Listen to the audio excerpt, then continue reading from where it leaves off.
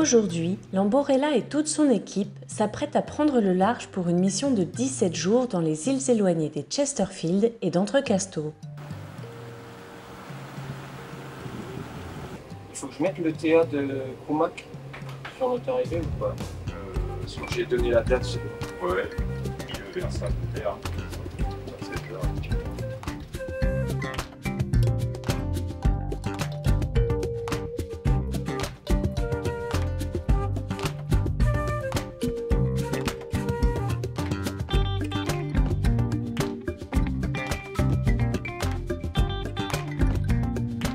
Alors d'Entrecasteaux, depuis 2008, fait partie du patrimoine mondial de l'UNESCO. Et depuis 2018, des réserves ont été instaurées au Chesterfield et d'Entrecasteaux. Donc certains sites sont en réserve intégrale et certains sites sont en réserve naturelle.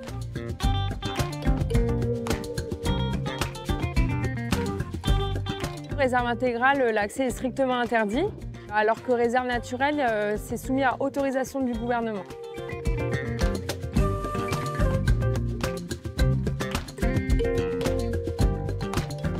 En fait, c'est un ensemble d'écosystèmes dans lequel on va trouver des ressources. Mais c'est une masse d'eau. L'essentiel, c'est vraiment l'océan, donc toute la couche océanique. Mais au sein de cette couche océanique, il y a des oasis, des zones de vie. Et ces zones de vie, ce sont les monts sous-marins, toute la chaîne des monts sous-marins. Ce sont les récifs éloignés. Il y a les Chesterfield, il y a les récifs d'Entrecasteaux qui sont inscrits au patrimoine mondial, il y a Astrolabe, il y a Petrie. Il y a aussi des îles hautes ou des plateaux coralliens soulevés comme Walpole, comme Matthews, comme Hunter. C'est une énorme diversité et on connaît très peu de choses finalement.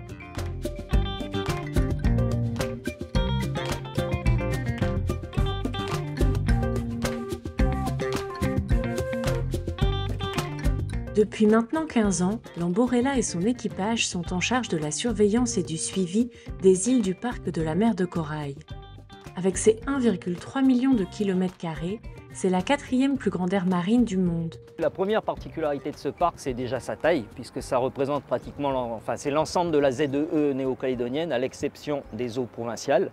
Donc il est immense et on trouve tous les écosystèmes océaniques possibles à l'intérieur. On a des monts sous-marins, on a le milieu pélagique et on a aussi des récifs coralliens qui sont en plus des récifs coralliens éloignés, qui ont subi très peu de pression, donc qui sont dans un état quasi vierge de protection. Après 48 heures de navigation, les Chesterfield sont en vue. C'est avant tout leur éloignement qui font de ces îlots des lieux exceptionnels pour la biodiversité.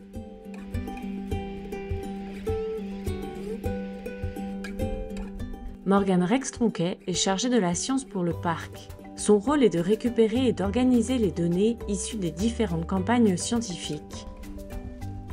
Les tortues vertes viennent pondre sur les îlots de Chesterfield et d'Entrecasteaux de novembre à février tous les ans. Et donc du coup le service vient à peu près vers décembre pour suivre la fréquentation des îlots en tortues vertes. En plus du suivi des tortues, il y a la SCO qui participe avec nous aux inventaires des oiseaux sur tous ces îlots éloignés. Donc c'est des zones reconnues comme d'importance mondiale, donc des ICO. Zone d'importance pour la conservation des oiseaux. Il y a essentiellement pour moi deux types d'actions qu'on peut mener. Le premier, c'est la connaissance, tout ce qu'on ne connaît pas, tout ce qui reste à découvrir. Parce que j'ai parlé du marin, mais il y a les oiseaux marins, il y a les baleines qui passent à travers, enfin il y a toutes ces espèces migratrices. Donc acquérir tout un ensemble de connaissances, mais après quand on veut conserver, quand on veut savoir comment évolue le système, il faut le suivre. Il faut y aller régulièrement, appliquer les mêmes méthodes et voir dans la durée si c'est impacté, comment c'est impacté, quels sont les facteurs qui font que ça évolue ou pas. Alors bien sûr, il y a des facteurs, on ne pourra rien faire contre. Si on montre qu'un cyclone a détruit une partie d'un récif, 2 ans après, on ne va pas dire « Oh cyclone, arrête-toi, tu passes à côté ». Mais en tout cas, c'est suivre l'état du milieu, voir comment il évolue. Aujourd'hui, il y a 1,5% de récifs qui restent quasiment vierges dans le monde et il y en a 30% chez nous. Donc c'est une responsabilité énorme et bien sûr ça attire la convoitise. Donc ces zones-là, aujourd'hui il n'y a personne qui l'impacte directement. Elles ne risquent pour le moment pas grand-chose, mais tout l'enjeu c'est de les conserver, c'est de maintenir cet état dans le temps. C'est une espèce de principe de précaution.